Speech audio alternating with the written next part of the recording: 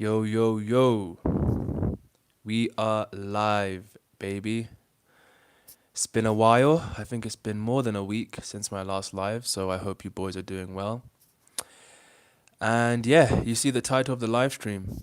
These are my worst ever rejections during cold approach. Cringe warning. So, just for context, just a quick update. I'm in Nairobi right now. So, I was previously in my family or my dad's hometown, but I came back to Nairobi yesterday to spend the next few days in the city, seeing friends, going out for New Year's Eve, and then I'll be heading back to the UK this Saturday. But I thought, you know what, now that I'm in Nairobi, now that I have my own space, my own Airbnb, and my privacy, let me just bang out some live streams. Try and do one every single day. So my aim is to do a live stream every single day for the next few days up until basically New Year's. But yeah, this first live stream back when I'm in, sorry, this first live stream back in the city, I wanted to talk about my worst rejections because I know that obviously guys watching the channel, some of you might have started Code Approach. Some of you might not have started yet and you want to get into it, but you're a little bit scared, or not a little bit scared, but probably really scared. So I figured it might be good to just come full honesty, full transparency, and talk about some of my worst rejections because the reality is that with cold approach, you will be rejected. It is a numbers game, and if you put yourself out there a lot, the only way that you're gonna get the results you desire is if you face rejection. And most of the time, the rejections are pretty standard, right? The girl's either too busy, or she stops, but then she tells you she has a boyfriend, or she's married, or she's not interested, or she's not looking to date right now. And so there's a myriad ways in which you can get rejected. But sometimes, every now and then, the cold approach gods will humble you, and you might have a rejection that stings a little bit more than usual. And I think it's worth talking about a few of these in my experience because, again, I think it will just normalize, my experience, normalize myself, and hopefully make myself more relatable to you because the reality is that everybody has these reactions every now and then. It happens less so once you've developed the skill set. And if you've been coached and you have good technique, which I'll talk about a little bit more later on in the stream. But the point is, anybody who does cold approach will have some pretty, let's say, cringy reactions from the girls who aren't interested. So, without further ado, let's get right into it. Now, I only want to talk about three. I only have three rejections that come to mind. And the reason why I've only picked three, genuinely, is because I don't actually have that many like cringe rejections to talk about. Like I've done over 900 approaches at this point, somewhere in that ballpark. And the truth is, I don't remember most of the rejections, and even the ones that say were cringy or stung a little bit more than the others, they were few and far between. So let me just put that out there, right? Like if you're doing code approach to a decent degree, if the quality of your approach is pretty good or just at least above the minimum standard where you're not startling the girl or you're fairly presentable and you're not approaching the girl in certain, let's say, um, shady or sketchy environments like in the evening or in the dark when there's nobody around, then more often than not, you're not gonna get a cringy reaction, right? You're not gonna get a shocking or like a tough reaction. So I don't have that many cringy ones to talk about, which is why when I even put some notes down to really think back to the ones that I remember, it took me a while, right? Because one, it happened a long time ago, and two, they're just not that memorable because there's so few. Um, but yeah, let's talk about the first one. So the first one that came to mind was a girl that I approached. I mean, this would have been a while ago, to be fair, maybe earlier this year, around February or March. And this was when I'd already started getting dates. So I got my first few dates around February this year from Cold Approach. And I was out in London And so, of course, at that point, I was a bit more confident in my approach because I'd started to see results through dates. So I went in with confidence, but one of the approaches that I did, I don't know where specifically I was. I think I was in like Kensington Gardens or somewhere in West London, like near Chelsea. And I was by the main road, so by one of the A roads. If you live in the UK, you know that there's these like main roads, these A roads. And so there was a lot of cars and it was a fairly noisy environment, but the pavement itself or the sidewalk, it wasn't that busy, right? And so I was walking my way towards the park, like Hyde Park, because it was a fairly warm day, and granted it was February, which is rare in the UK. So it was a warm day in February, so I decided, you know what, let me make my way towards Hyde Park. And so I'm walking and I see this girl and I'm like, okay, she looks good. Let me try and approach her. And she definitely had earpods in or AirPods in. So I knew that I had to get her attention, um, like in a more, let's say, measured way because she was obviously listening to music. So in those cases, it takes a bit more, let's say, time to get the girl's attention. You don't just want to like say excuse me without maybe making your presence known because of course like we've all experienced when you have your headphones in, you're kind of in your own world, right? So she was walking down, and also importantly, I should mention that the pavement wasn't that busy. There were barely any other people around. There might have been like, I remember there was like a Chinese couple. I mean, I remember this well because obviously this is one of those rejections, but there was a Chinese couple, let's say, behind me. So there's two people behind me, I'm walking, and then the girl's in front of me, and then I'm going to try and get in front of her. So I walk up, I get in front of her, but like I give her enough space, right? And I'm gesturing as well. And then I'm smiling as well. I think I'm smiling. Of course, I was probably a little bit nervous, so you never know if my smile was as, let's say, inviting and wide and bright as it should have been. Because when you're nervous, sometimes it can drop, especially since this is the early days of my approaching journey. So, but either way, I intentionally smiled and I was kind of gesturing. And as soon as she kind of looked up, she got really startled, right? And she was like, she kind of went like, oh. And then she took off her AirPods, and as she was taking off her AirPods, I basically apologized and said, oh, I'm so sorry I started you. And then she basically kind of flipped out and went, oh my God, you just scared me. Like, don't talk to strangers. Don't talk to strangers. And then she just kept on walking. So that was her reaction, right? She was like, don't talk to strangers. You just scared me. And then she just kept on walking, right? And then I just kind of stood there. And then I remember just like standing there. And then I turned to the Chinese couple that were like behind me. And then they just kind of looked at me. And then they were a little bit confused as well. And then they kept on walking. And then I remember just standing there and thinking, damn, like that was kind of rough, right? Because of course I didn't want to make her uncomfortable. My intention was to give her a compliment, but in that moment it felt as if she thought that I was either there to attack her or rob her or steal her phone, or I don't know what it could have been, right? But those were the thoughts in my mind, right? And I was thinking that kind of reaction, like what would have warranted that kind of reaction? I mean, I wasn't wearing a hoodie, I wasn't wearing a balaclava, and like I said, I thought I was smiling. So in my head, I'm thinking, damn, that reaction was totally uncalled for, right? And so I took a moment to think about it. Like I said, I was on my way to the park, so I went to the park, and then I sat on a bench. I remember, I sat on a bench, and I was just sort of, like I guess, marinating in the moment, and just wondering, okay, like what did I do wrong? Like how could I have improved? Which fair play to me. Like instead of, let's say, beating myself up too much, I just decided to audit the approach and see if I could have, improved any certain areas.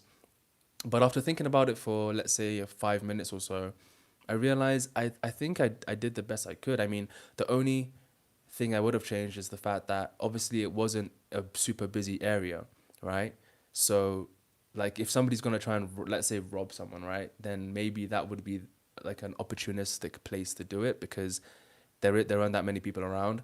So I think a lesson that I've probably taken from that one is you always want to approach in fairly busy areas. Of course, it was broad daylight, so I mean, it wasn't like it was in the nighttime, but you want to try and make the girl as comfortable as possible. And Really make it clear that, you can do this in like public and in condensed areas where there's a lot of people around, because that just makes the girl feel safer. Because it's very unlikely that somebody's going to try and do anything negative to somebody in like public. So yeah, I was, of course that hurt, that stung.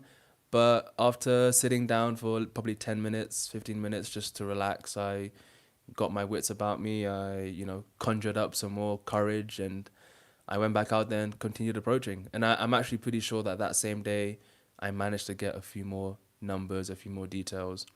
So, of course, I didn't allow that approach to stop me from continuing to put myself out there, because I already understood the assignment. I knew that this is just part of the process, and that sometimes you can get those odd reactions where you start questioning yourself. But it's important not to let your mind drift away too much. So that was that approach.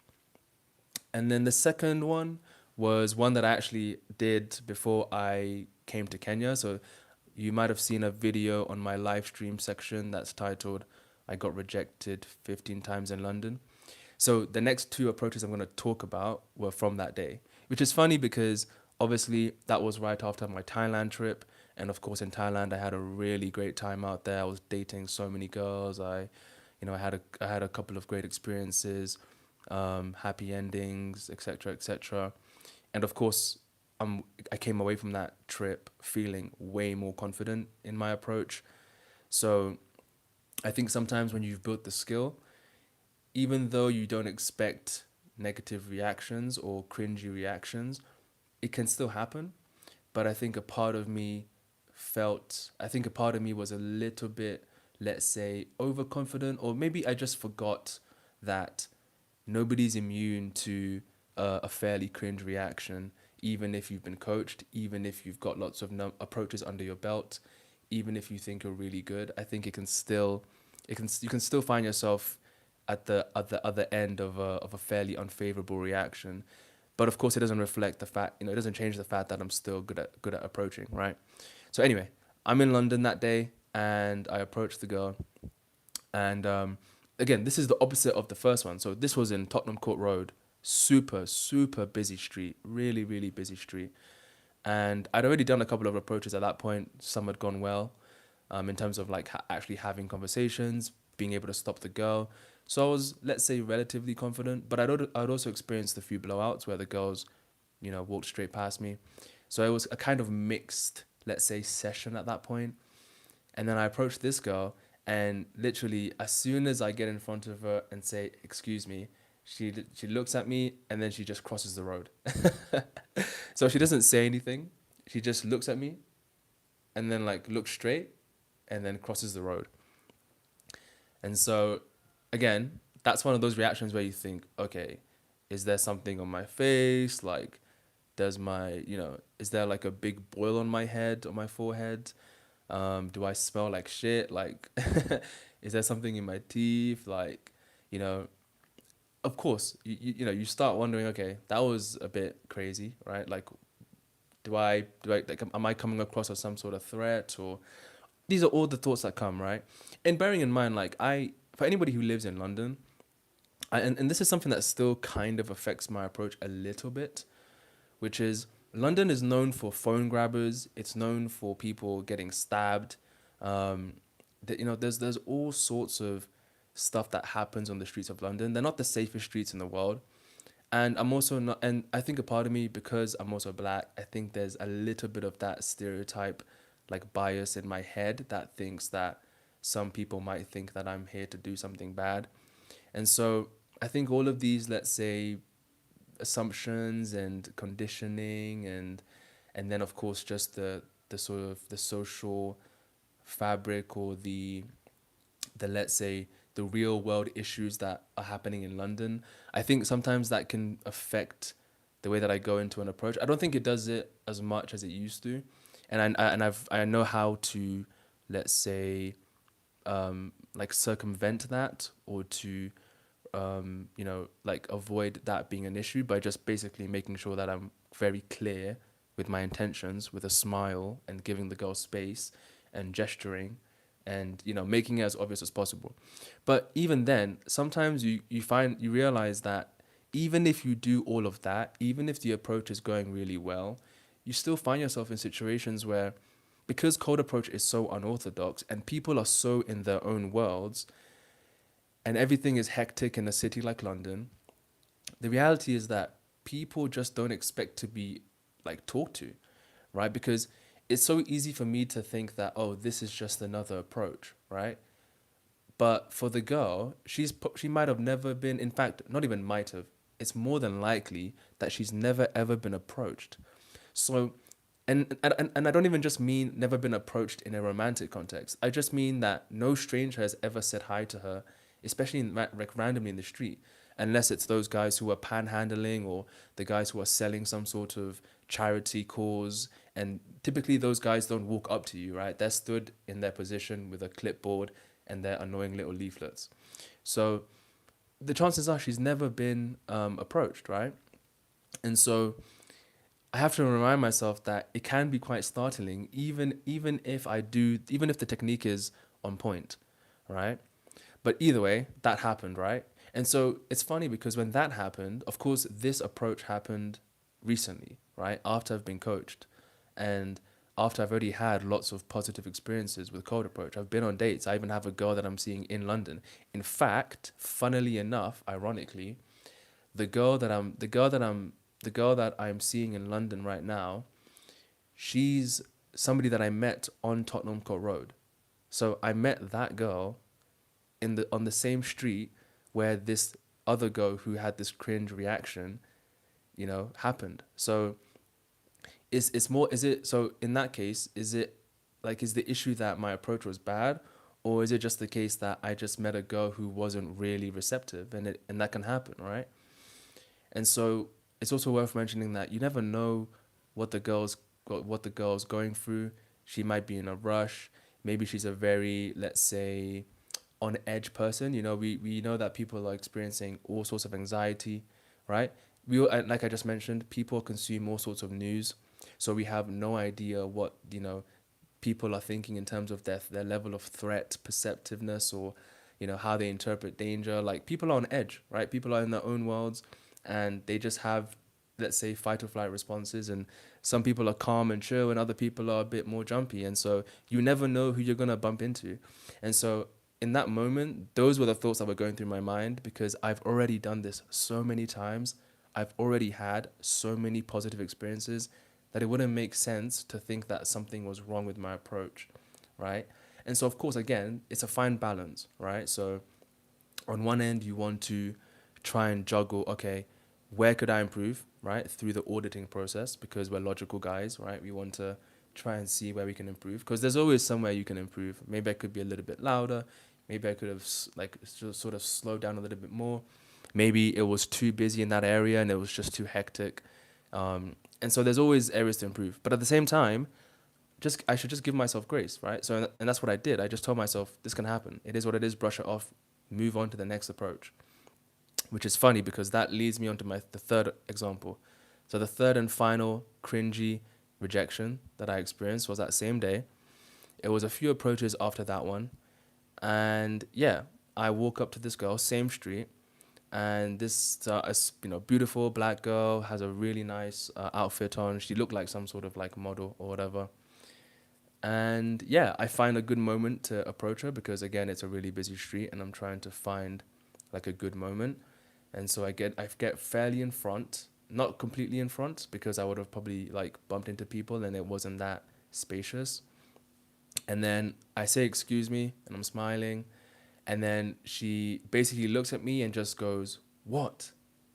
All right. So her reaction was just like what? What do you want? What do you want to do? Like, what? Why are you talking to me? Right. She didn't say all of that. She just said what? Right. So, of course, at that point, I could have like explained myself and been like, oh, I just want to talk to you, whatever. But I think her reaction was, if I'm just being honest, it was rude. And so, because think about it, right? Imagine if she dropped her wallet and then I went to go return it to her, and then she gives me that reaction. Like, think about how ridiculous that is, right? Like, I could have been returning something and she gives me that rude reaction. So it's funny because I didn't actually think about the approach in this way until Ephraim, my boy Ephraim, until he pointed it out to me, because he said that she was basically being rude. And of course, that's not to attack her. We're not attacking her. Like, she could have been rude because she was having a bad day. We've all had moments, maybe once or twice, where we've been rude, right? So she was, but the reality is that her reaction was rude, and obviously, again, she wouldn't have known what my intentions were. I would like to think that because I was smiling and because I'd, like gotten fairly in front of her, that she knew that I was there to talk to her in some sort of flirty way. Because sometimes that happens, right? Sometimes the girls, they immediately know that, like, they immediately know that I'm trying to like flirt with them. Sometimes they just call it out before I've even said the compliment. So that's always a good sign, right? Because it shows that my intentions are clear. But it's funny because I think, she clearly didn't know what I was there to do, which is why she said what. And instead of explaining myself, I just said, don't worry about it, keep going. And I just let her go, right? Because in that moment, as a self-respecting guy I know my worth, I know my character, I know my intentions, I'm not going to like entertain that sort of reaction, you know? So, and that kind of energy is just negative, and I don't want to feed off that. So, I just decided to let her go. Right? I didn't want to bother her anymore. I said, whatever, keep on going, like keep it pushing. I can just approach somebody else, which is what I did. So yeah, so it's funny because I guess in that moment, so after that cringy reaction or unfavorable reaction, I just took a moment, like, and when I say a moment, I really mean a moment, like maybe 10 seconds, and thought, that was kind of harsh, but it is what it is. And this is why it's so important for me to talk about where I'm at right now with my cold approach journey, because I've made a lot of progress and I've had many positive experiences. I've been laid, I've been on lots of dates, I've been with the hottest women you can imagine. So I've already smashed a lot of self-limiting beliefs, like month by month. And so at that, so when I talk about those, let's say those last two rejections, the ones that happened in London recently, even though they're cringy in the moment, the cringiness, right, that uncomfortable feeling that you get of cringe, it didn't last long, because I already knew that I know that I'm that guy. Like, I already know that I can get results. So I don't need to beat myself up. I don't need to ask all these questions. I don't need to go down this negative doom spiral loop and think to myself, oh, because she was a model looking 9 out of 10 girl, she probably just thinks that I'm like some low value basement dweller who doesn't deserve her and, should just stay in his lane. Like, those are the kind of thoughts that I used to have whenever I used to get rejected way early on in my journey. And that wasn't just when I got like brutal rejections. It was just when I got any rejection, right? Like, if the girl didn't stop for me, or if the girl said she wasn't interested, like way before I got my positive reference experiences, I would sometimes think to myself, oh, it's because this girl is like up here and I'm down here on the, let's say, ranking level of attractiveness, right? Because in my head, I was still so conditioned by this idea that I have to look a certain way, i.e., I have to have a certain facial look or a certain muscle mass, or I have to dress really, really well, or I have to have a cool hairstyle in order to attract this kind of girl, right? And so it was especially those kind of reactions, right? Those girls who are like let's say, the most attractive ones. If they rejected me in, let's say, a more brutal way, that would get to me more than if a normal girl rejected me, because it kind of felt as if I was being put in my place. But like I said, I've had the experiences now. I've been with girls who would be considered 9 out of 10s, 10 out of 10s. Like, it's fine, right? And it's funny because I know that there are way more of those experiences down the line, especially once I start traveling more and I get my remote job and do all this sort of stuff. Like, those are gonna come at some point. I just have to put in the reps. So I think just it's important for me to talk about how I felt in those moments, because you're gonna have those moments, and the way that you deal with them will change. So even Ephraim made a great video on how to deal with rejection, right? And so, like I just said in the beginning of the stream, there are many different types of rejection. And so at the top of that list, in terms of intensity, are these ones I've just talked about, right? The cringy ones, the ones where you're left with your dick in your hand and everybody's around and everybody can see, and it just feels like a lot, right? You feel seen. That spotlight effect feels even brighter, even heavier, and you start doubting yourself, right? You really start to question your self-worth. And I think it's important to understand that if like as you do more approaches, as you have more experiences, like your ability to handle those cringe moments will improve drastically, and then you'll just get to a point where you're able to laugh about it. Right? I'm even able to talk about it on stream. I don't mind. I don't have infields of me in London. The only infields I have at the moment are the Belgrade ones. Of course, there are some infields of me on Ephraim's channel if you want to go and watch those, but I don't have these rejections recorded. So that's why I think it's important to talk about them, because I don't want to just make it seem as if I don't get rejected. And and even taking it a step further, I actually want to give you more of a, let's say, a finer description, or let's say a more transparent, more descriptive, let's say, breakdown of what those rejections can look like. Because like I said, there are different flavors of rejection, right? So it's important to try and give you guys like a sort of honest review on what might happen, just so that when it happens to you eventually, you have that in the back of your mind where you think, oh, to be fair, like Ian at some point talked about this being a possibility, so let me not read into it too much, right? And so, of course, ultimately, one, these rejections are forgettable, right? So like I said, I had to really think about the approaches I've done in the past, because I don't really think about these rejections anymore. They don't really affect me today because they were a long time ago. So however bad the reaction is, it's all forgettable, right? Like the girl moves on, you move on, life moves on, the sun comes up, you wake up, you have to take a shit, brush your teeth, put your clothes on, go to work, go to university, study, see your family, see your friends. Life moves on. And so like like, it doesn't make sense to think about it that much. And and to be fair, I will say this: if that's the kind of reaction you're getting all the time, then of course that's an issue, right? If the girl's always startled, if the girl's always giving you a negative reaction, if girls are telling you don't do this, then of course it's not like that. That means you should take a step back and really audit what's going on, right? And of course, this is why, if you can afford it, then try and get somebody to coach you. Ephraim is great, Christian is great. Get anybody who can coach you, or even just a friend. If you can't even get a coach, get a friend to audit it. Somebody who's supportive, and they can just tell you, look, that seemed a little bit off. Maybe do this, maybe do that.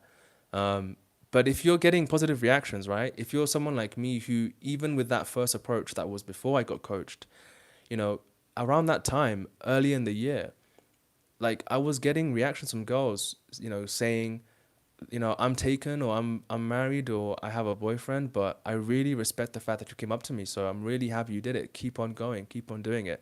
I'd always get this line from girls that would be like, I'm not available, but I'm sure you'll find someone, right? And they'd always tell me that. And it's funny because I even still get that reaction now. And of course, in my head, I'm thinking, oh yeah, like I've really gotten girls before, but it's always nice to get those reactions, right? And so, and I really hope that you guys don't fall into the trap of like negatively, like having this negative perception of women just because of a few reactions, because at the end of the day, like we're all just human beings. We all have emotions. We all have preconceived notions or biases. We have bad days where we don't feel like talking to people, and there could be a million. There could be literally a million different reasons why the girl gave me that reaction. In all fairness, maybe she looked at me and thought, "Who's this guy? I don't like this guy," right? Like attraction is subjective. So even if she wasn't attracted to me, then it is what it is, right? And not every girl's gonna like you. Not every girl's gonna stop for you. Not every girl's gonna entertain you. And so it is what it is, but it doesn't have to be a reflection of your self-worth. And, uh, you know, it's funny because I'm giving this message now, and I used to hear this message from Christian, from Ephraim, from Joseph, from Baltus, but I would still think to myself, yeah, you're saying that, but like, it still feels tough. It still feels rough because I am taking it personally. I am taking it as a reflection of my self-worth, right? But what I've realized now, having gone through the gauntlet and having been through different types of rejections, but also come out the other end stronger, more resilient, and then as a result, getting positive experiences. Having gone through that entire roller coaster of a journey, now I see what they were talking about, right? Because just as much as I could look at the negative reaction, I could just turn around and go, but wait a minute, a girl who was just as attractive as her, if not more attractive than her, stopped for me, engaged with me, flirted with me, gave me her number. I took her out on a date, and then a few hours after the date, she's in my apartment, and we're doing you know what. So, like, objectively speaking, what does that mean? That means that the girl who gave me a bad reaction, let's assume that my technique was good, she just wasn't interested.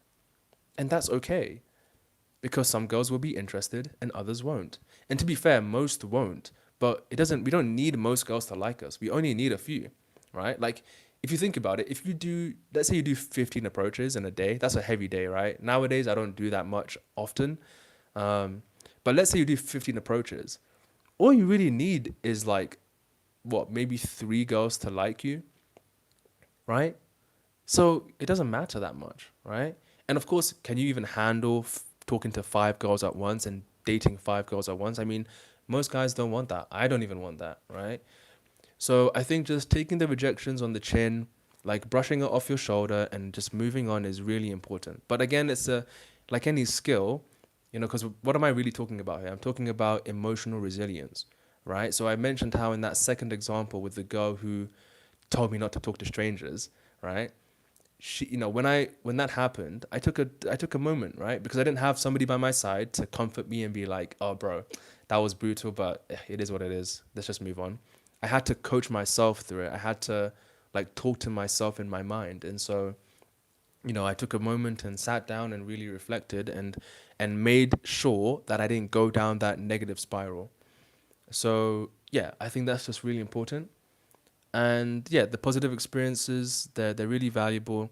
And so try to lean on those as much as possible. And if you're early on in your journey, maybe you haven't had any dates yet, maybe you haven't even gotten any, let's say, responsive numbers, maybe the girls are flaking and you are questioning yourself like I did at the beginning, because I went through it. Everybody goes through it. Of course, we're all at different starting points. So, some people just, they get into cold approach and they find success fairly early on. But for someone like me who had a lot of self-doubt and a lot of self-limiting beliefs, and somebody who was really insecure about my appearance, and I put so much weight on my lack of dating success onto my appearance, so I had to really work through that, right? But if you stick at it long enough, if you are introspective enough, meaning you're able to audit yourself enough, and if you take another step further and you get coaching by somebody respectable, then you can come out the other end, with that sort of confidence, and those insecurities won't really bother you anymore.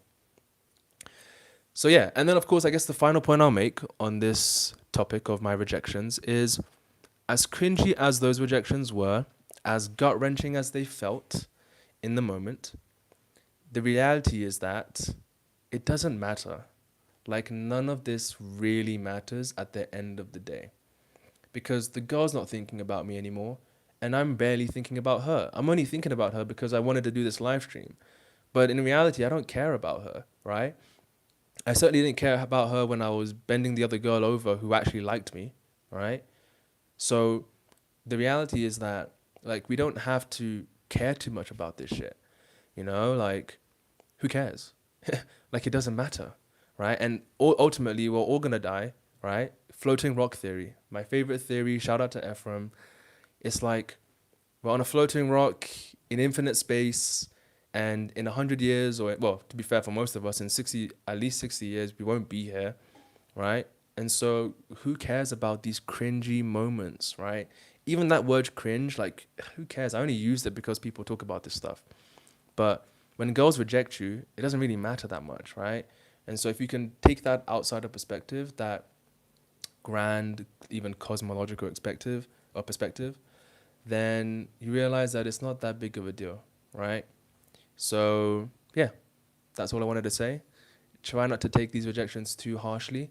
They're part of the process, and if there's anything that I can say to, let's say, motivate you to continue going, even if you have these moments of rejection, is you'll come out of it really strong, right? And nothing will phase you, right? And so if you want to be like a tough guy, people talk about being masculine, people talk about being a masculine, resilient, strong, stoic guy. You don't get there through meditation. You don't get there through like writing all these affirmations. I think you get there by facing tough situations, especially social ones, right? Putting yourself on the line and getting rejected in front of people, right? And having to really sit there and take it like a man.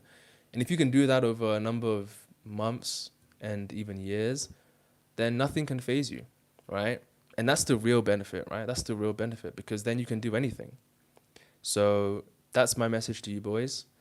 I'll go through a few of the comments. I mean, I don't know if you're still here. Norzarine Abdullah, you said hi. I think it's true. He says, did you run to her again? No, if a girl rejects me, I'd leave her. Like, it is what it is. I can just approach other people, so I don't need to focus on her. But yeah, that's it, I think, for this stream. I won't bother responding to the other comments because most of them are trolls. But yeah, that's it. So like I said, I'm back in the city, back in Nairobi. So I'll be going out. I'm just about to go get some breakfast. I don't plan on doing any sessions for the rest of my time here, but I will approach if I see anybody out and about. So this will be more of a, let's say, integration type of vibe where I just approach once in a while here and there if the girl's absolutely stunning. But right now I'm just focused on work, to be honest with you, planning for the new year. And so, yeah, my mind is in that direction. I've got lots of things to plan in terms of my career, my training. I've also got some like investment stuff with my properties and stuff as well. So I need to like focus on that. And then, yeah, that's about it. But I'll be doing another stream tomorrow. So tune in for that one. Otherwise, go in for your approaches, boys. Don't let the cringy rejection stop you. And I'll be rooting for you. Peace out.